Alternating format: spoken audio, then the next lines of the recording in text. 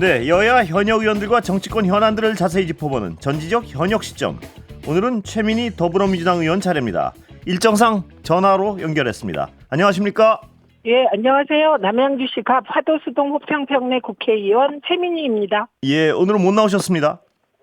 지금 저희가 국회에서 김건희 특검 촉구 농성을 하고 있는데요. 예, 저희 오늘이 과방위 차례입니다. 예. 네. 예. 그 이진숙 방통위원장 탄핵 심판 시작됐는데요. 네. 어제 첫 변론기일 열렸는데 어떻게 지켜보셨습니까? 우선 양쪽의 변론이 진행됐고요. 예. 다음 주에 변론이 계속 진행되는데 김영관 방통위 기획조정관이 증인으로 채택됐습니다. 예. 그런데 일단 어제 초점은 일부 언론이 잘못 보도했는데 예. 헌재가 일방적으로 민주당에 대해서 왜 국회에서 최민희가 사퇴한 다음 위원 추천을 안 했냐라고만 물은 게 아닙니다. 예. 양쪽에 공평하게 질문을 했는데요. 예. 예, 민주당은 우선 세 가지 쟁점으로 탄핵이 정당하다는 주장을 했습니다. 예. 일단 5명으로 구성되는 방통위원회, 국회와 행정부가 각각 3명, 2명 추천하게 되어 있는데 예. 대통령 추천목만 의결한 예. 공영방송 이사 선임은 불법이다. 예. 예, 그래서 2인 구조에서의 의결의 위법성이 첫 번째였고요. 예. 두 번째는 회의 공개 절차 위반했다. 음. 그래서 이게 48시간 이전에 회의를 해야 되고요. 예.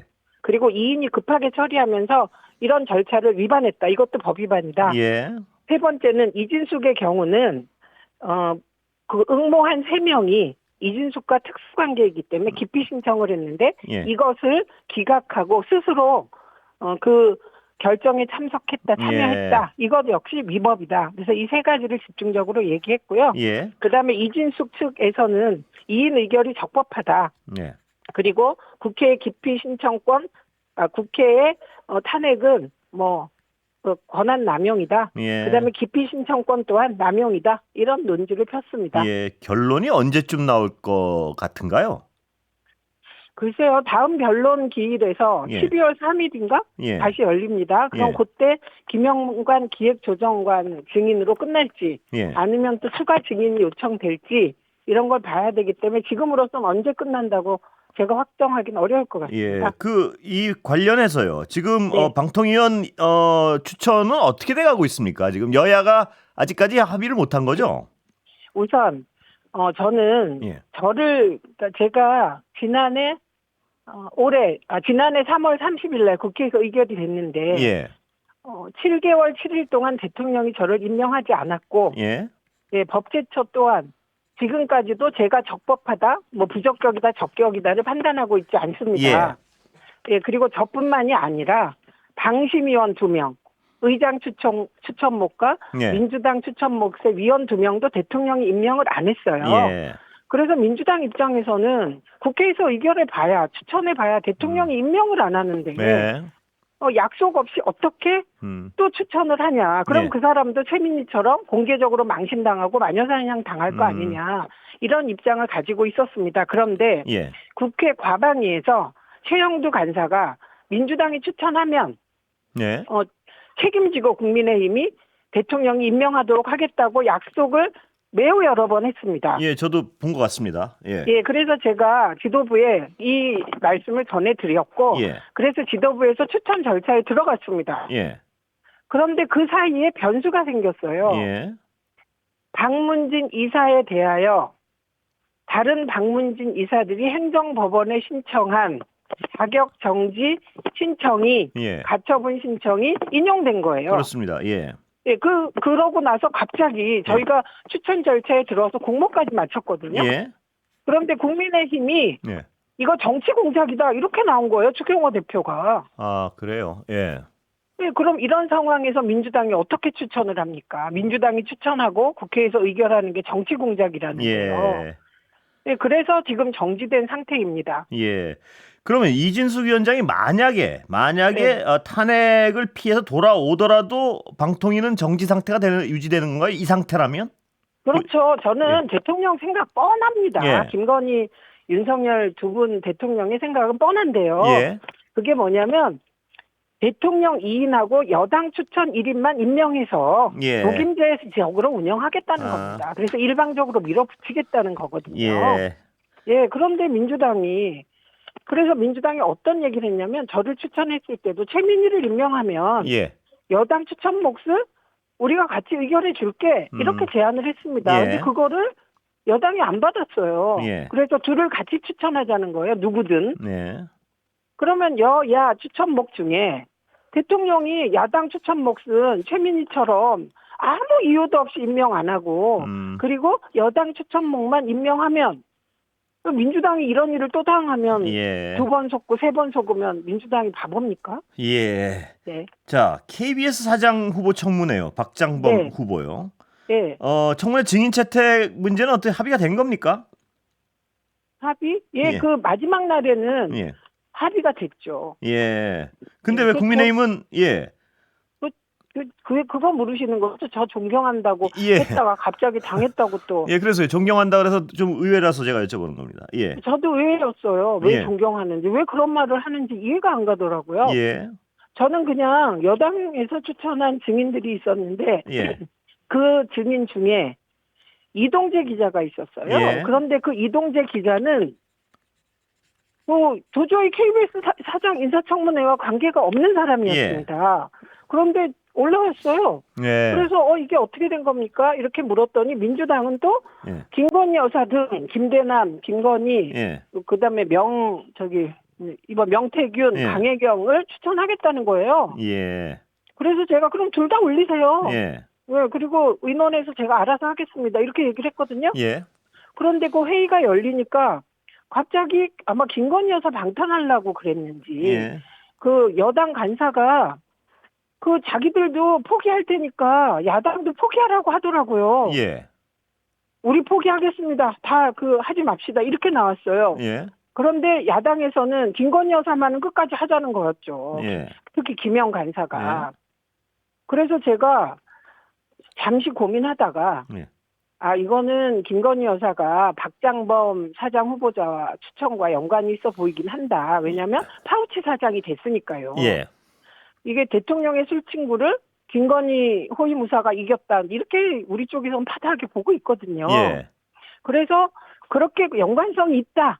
그러나 영부인을 박장범 인사청문회에 부르는 건 저는 아닌 것 같습니다. 그래서 둘 다 안 받겠습니다. 예. 그랬어요. 예. 그랬더니 갑자기 저를 존경한다고 막 그래요. 예.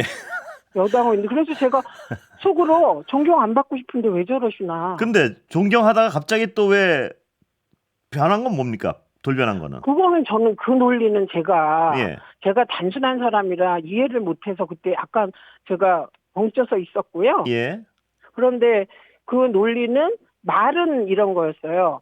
제가 일부러 예. 그 국힘 추천 증인 참고인을 채택 안 하기 위하여 야당이 김건희 여사 등 4명을 했고 예. 그리고 그게 공작이다 이런 거였어요. 예. 그런데 그 김영 간사가 그렇게 얘기하더라고요. 당신들이 이렇게 말도 안 되는 참고인 증인을 요청하면 우리도 맞불록했다. 예. 이런 취지로 이미 얘기했거든요. 예. 어떤 상황인지 알겠습니다. 예. 저한테 뭐라고 하는지. 예. 그런데 이제 노정면 의원이 당신들이 요지는 정치적으로 그렇게 이동재 같은 사람을 하면 우리도 정치적으로 한다. 둘 다 채택하든지 둘 다 안 하든지 하자. 이렇게 정리를 나이스하게 했습니다. 예. 그런데 중요한 건 박장범 후보자의 어떤 부분을 중점적으로 보실 겁니까? 우선은 그 개인적인 도덕성 문제를 살펴볼 겁니다. 이 사람이 세금은 잘 냈는지, 그리고 우리가 기본적으로 지키고 사는 위장 전입 안 한다든지, 예를 들면 범칙금이 나오면 잘 내는지 이런 것부터 체크할 거고요. 그리고 KBS 사장으로 적합한지. 이게 박민 사장이 와서 KBS를 망가뜨리려고 그랬는데. 제가 들은 정보 혹은 소문에 의하면 박민이 너무 약해서 용산이 못마땅해서 갈아치웠다 이런 얘기거든요. 소문입니다 이게. 그래서 이분도 KBS 경영 계획이나 이런 거 꼼꼼하게 봐서 KBS를 살리러 왔는지 죽이러 왔는지 저희가 꼼꼼하게 점검할 거고요. 그다음에 공영방송 사장이 가져야 될 민주시민으로서의 기본 인식이 있습니다. 그리고 민족적 정체성 문제가 있습니다. 이거 다 꼼꼼하게 점검할 거고요. 그리고 KBS 사장이라면 경영자로서의 마인드가 있고 리더십이 있어야 되잖아요. 그래서 막무가내로 계획 세워서 밀어붙이면 안 되는 거잖아요. 그런 자질 등 꼼꼼하게 점검하려고 합니다. 그래서 18, 19 이틀 잡았습니다. 자, 정치 일반 얘기 좀 여쭤보겠습니다.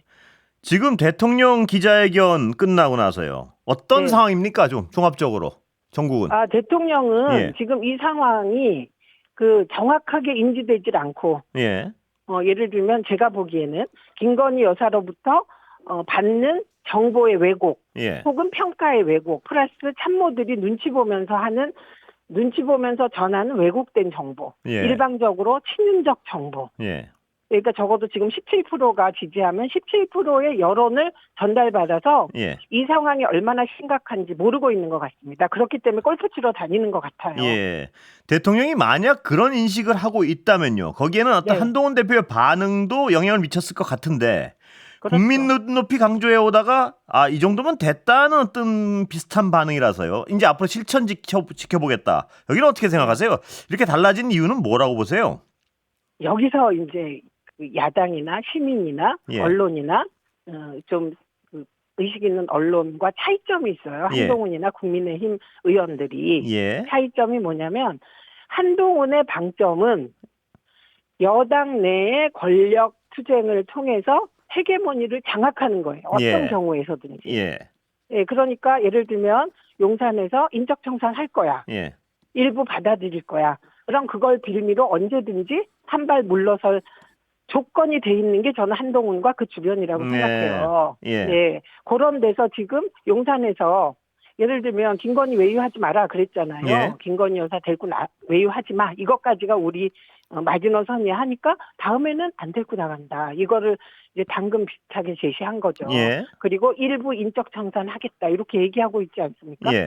그러니까 요걸로도 언제든지 물러날 준비가 돼 있던 게 한동훈 대표 쪽이다. 그러니까 근본적인 변화보다는 국민들 특히 17%가 15%로 떨어지지 않을 정도의 미봉책으로 일단 막자. 이게 한동훈 대표 생각이기 때문에 한 발 물러선 것 같고요. 그러나 지금 상황이 그렇지 않습니다. 한동훈 대표는 지금 두 대통령과 같이 몰락할 것이냐 아니면 본인이 보수의 중심에 설 것이냐 결정해야 되는 시기라고 봐요.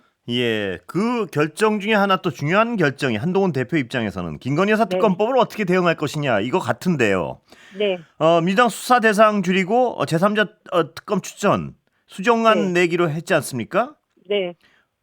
근데 저쪽 반응은 또 아닙니다. 어떻게 보세요? 그러니까요. 이게 그러니까 같이 몰락할 것이냐 아니면 중심 잡고 보수를 그나마 제 편에 갈 것이냐도 이 태도에서도 차이가 나는데요.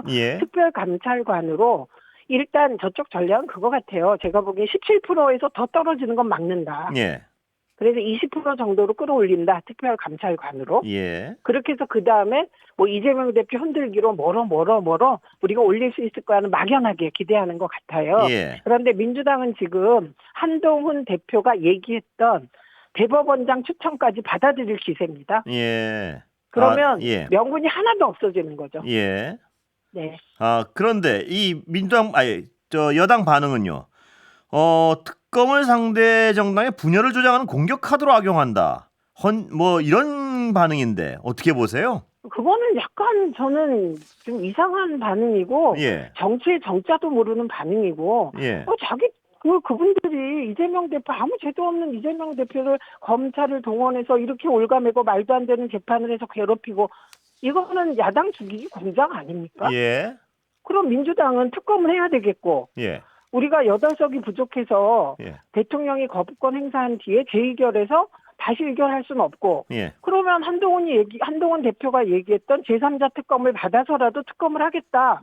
이렇게 하는 건 너무나 그 야당으로서는 당연한 절차고 많이 양보한 절차고 이런 거기 때문에 예를 들면 객관적으로 보기에 는 상식적인데 국민의힘이 보기에는 자기들이 궁지에 몰렸다는 걸 인정하는 거죠. 그러니까 그걸 야당을 분열시키기 위한 공작이다 이렇게 얘기하는데 그 얘기에는 이미 김건희 특검이 필요하고 이 특검의 국민적 지지가 지금 거의 70% 가까이 되고 이로 인하여 대구 경북에서조차 지지가 떨어지고 지지율이 이런 그렇게 수혜적인 그 반응, 알러지 반응을 보이는 거예요. 예. 그렇다면 그런 상태면 예. 더 나빠지죠. 예. 여당 내에서도 고민이 많을 텐데요. 그 최 의원님 네. 분석대로라면 수정안 네. 통과 가능성 좀 기대하십니까? 저는 안 합니다. 아, 그래요? 예. 그러니까 저는 이렇게 봅니다. 예. 이건 굉장히 여러 변수, 정치검찰의 장난 재판, 네. 정치검찰의 표적 재판, 그래서 11월 15일 날 이재명 대표 재판을 가지고 계속 무슨 그 선고하는 것만 생중계하자 이런 말도 안 되는 억지 주장을 하잖아요. 예. 그리고 그렇게 억지 주장을 하고 있고 그 변수가 여러 가지가 있는 거예요. 11월 지금부터 과연 명태균 녹취록은 예. 너의 폭로가 중단될 것이냐? 예. 네, 아닐 거라고 봅니다. 그리고 검찰이 계속 그렇게 수사해 보세요. 민주당이 뭘 가지고 있는지 검찰 모르잖아요. 예. 그리고 지금 검찰에서 나온 듯한 충격적인 폭로들. 예. 뭐 김건희 씨가 500만 원을 명태균에게 줬는데 그것도 예. 코바나 콘텐츠 봉투에 줬다. 이런 거 나오고 있잖아요. 예. 그런 폭로 여부에 따라 저는 무슨 8명이 넘어와서 200석이 되는 예. 그런 상황보다는 와르르 무너지는 상황이 올 수 있다. 이런 쪽으로 봅니다. 예. 그래서 저는 그렇게 그 일부가 8명을 맨투맨으로 설득해서 데려오자는 예. 그런 식의 전술은 저는 의미 없다고 생각하는 쪽입니다. 아, 생각이 좀 다르시군요. 그 부분은. 네. 예. 그 2016년에도 그랬어요. 몇 명이 넘어오는 게 아니라 예. 왕창 저쪽에서 이제 무너진다. 예. 그래도 최소한의 저지선은 만들자라고 생각해서 뭐 탄핵했지 민주당이 탄핵한 게 아니지 않습니까? 예. 대우는 네. 순식간에 무너질 수 있다. 네, 그래서 예. 아마 내일부터 28일까지 예. 내일 저희가 특검법 통과시키고 예. 28일 날 대통령이 거부권 행사하면 예. 28일 날 재의결하거든요. 예. 그 사이에 정말 대한민국은 격변의 시기를 보내게 되지 않을까 합니다. 그렇게 보시는군요. 예. 네. 자, 마지막 한 몇 초 안 남았는데요. 한 20초. 네. 명태균 씨 네. 수사는 그럼 검찰은 계속 지지부진할 걸로 보십니까? 아니면 어쩔 수 없이 검찰은 지지부진이라기보다는 예. 정치자금법으로 명태균이와 김영선이와 시의원들 몇 명 간의 정치자금법으로 꼬리를 자르고 싶겠죠. 예. 그리고 창원지검장은 그러고 싶겠죠. 예. 그러나 저는 검찰에도 패기 있고 젊은 검사들은 예. 이것까지는 아니라고 생각할 것 같습니다. 이건 예. 너무 자존심 상한다. 예. 이렇게 생각하는 검사들이 있다고 생각해서 고기도 만만치 않다고 봅니다. 예. 오늘 여기까지 듣겠습니다. 감사합니다. 예, 고맙습니다. 최민희 더불어민주당 의원이었습니다.